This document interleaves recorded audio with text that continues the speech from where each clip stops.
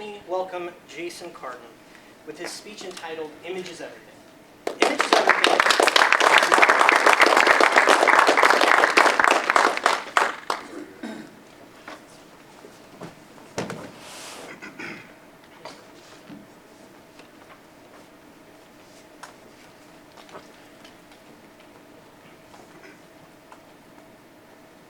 When I was young, I was asked what I wanted to be when I grew up.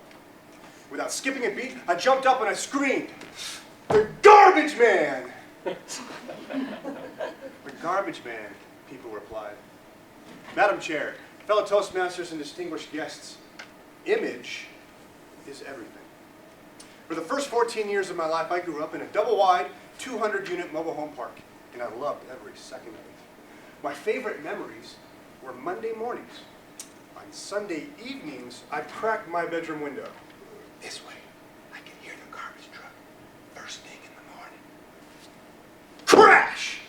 The sound of the garbage truck jumping the first speed bump as it entered the park. I jumped to my feet, run over to get my favorite outfit on. Jean overalls. You know, the ones you don't have to wear a shirt with. And they already come custom with the air conditioning holes in the knees. I wanted to be the garbage man. That way, I can drive the biggest, baddest looking truck in the whole city. The fact that I got to keep all the stuff people threw away was just an added bonus. Do you know what my favorite item was? Yes, tennis balls. All the yellow, greased-stained tennis balls I could have. At least, as many as I could shove into my overalls. I'd run down the driveway every Monday morning to meet the garbage man. His name was Jose Francisco Ricardo Manuel Lopez, Jr. I grew up in Southern California. Mr. Lopez would greet me with a smile. "Buenos dias, mijo. Yes, I have your yellow tennis balls." He'd collect these throughout the week and deliver them to me. You see, on my street and on my block, I was the king of tennis balls. And everybody knew it. Now, it took quite a few years.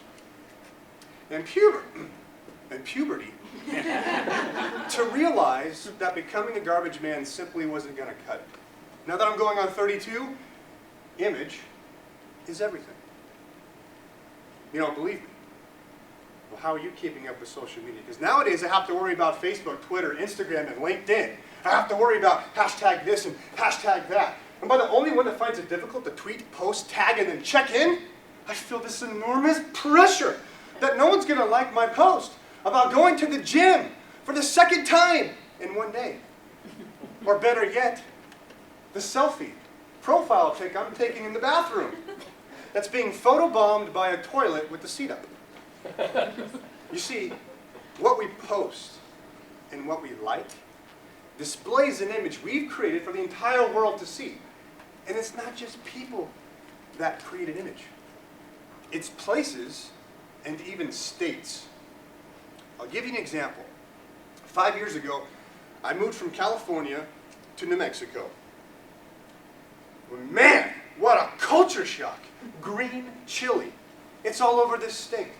For the first 6 months, I didn't want to touch it. But after seeing and hearing over and over again, "Hey, would you like green chili on your burger? Would you like green chili in your burrito? Would you like it on your pasta?" And then they asked me to put it on my favorite item, Hawaiian pizza.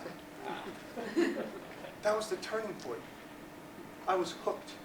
The straight up addiction. I put green chili on everything. Subway sandwiches, in my eggs. I don't even call it Hawaiian pizza anymore. If you put green chili on it, you're ordering what I call a slice of New Mexican paradise. Coming from California, you would assume there would be some drastic differences.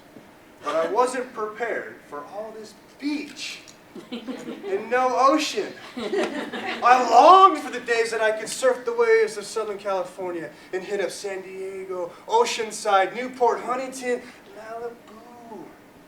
Man, things would be different. I needed to find something more productive that would replace this suntanned, salted air, board short wearing image I left back in Cali. Now I know what you're thinking. You live in New Mexico. What possible image could you create that would compete with the likes of California? Good question. Glad you asked. It was difficult, but it only took a few steps. First, I knew that I had to spice things up a bit. Man, I was going to do things a lot different. In fact, I was going to be going way, and I mean way, out of my comfort zone. I was going to introduce things to my wife I wasn't sure she'd be comfortable with. But, like a responsible adult, I knew to wear proper protection. And one evening, I approached our bedroom. And I took on, I'll tell you though, I took on a very confident stance. And before she knew it, her husband was the newest member of the Harley-Davidson Turquoise Trail chapter, whose hobby was no longer surfing the waves of California, but now surfing the pavements of the Jayson Mountains and the Sandia Peaks. I am proud to report that my wife is now very satisfied.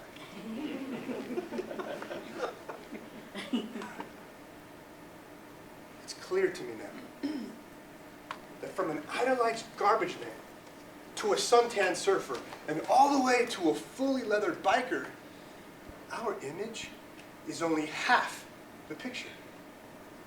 Because it's our journeys, our destinations that ultimately display who we truly are.